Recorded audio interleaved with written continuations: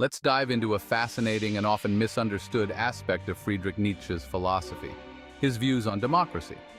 Now, when we think about democracy, we typically envision ideals of freedom, equality, and the voice of the people.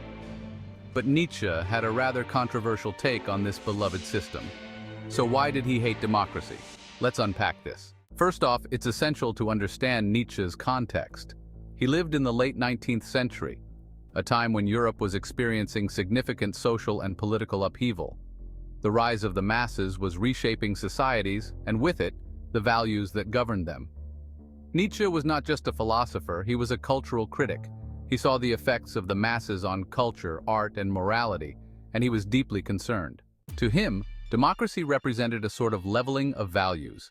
It was about mediocrity, about lowering the standards of what it meant to be human. Nietzsche believed that democracy was a breeding ground for what he called the herd mentality. He viewed the masses as being driven by instinct rather than reason, and he feared that this herd mentality would stifle individuality and creativity.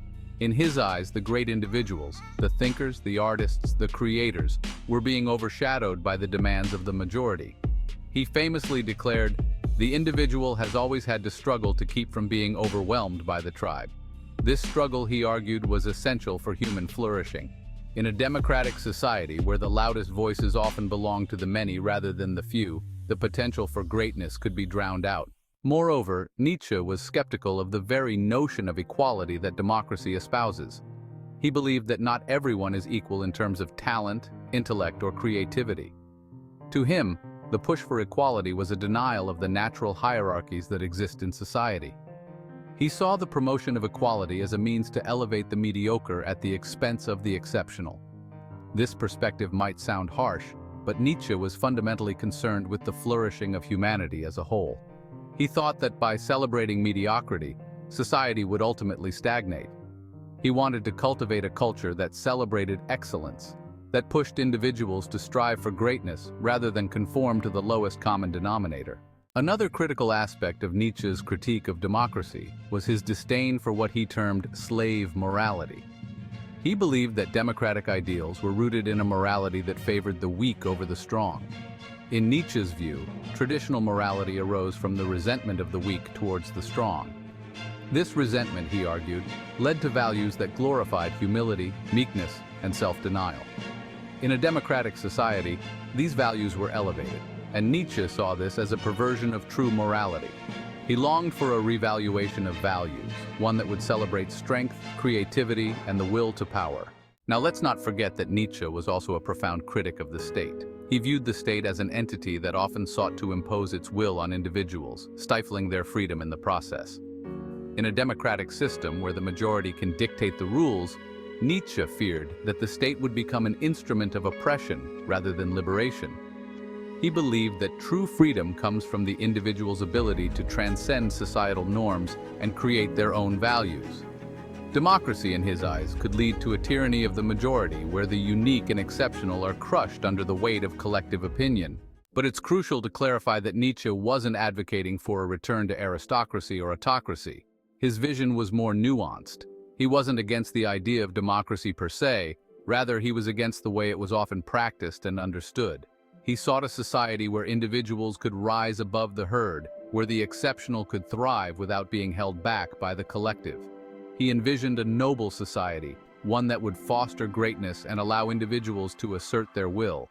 It's also worth noting that Nietzsche's disdain for democracy was not simply an elitist perspective. It was deeply tied to his existential philosophy.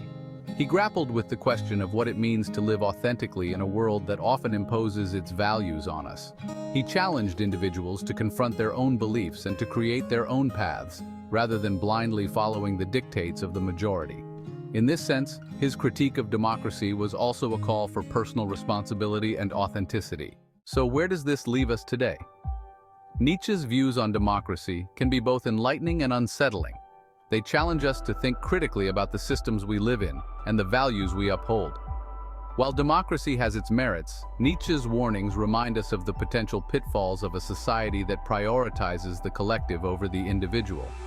They urge us to consider how we can foster environments that celebrate creativity, individuality, and excellence.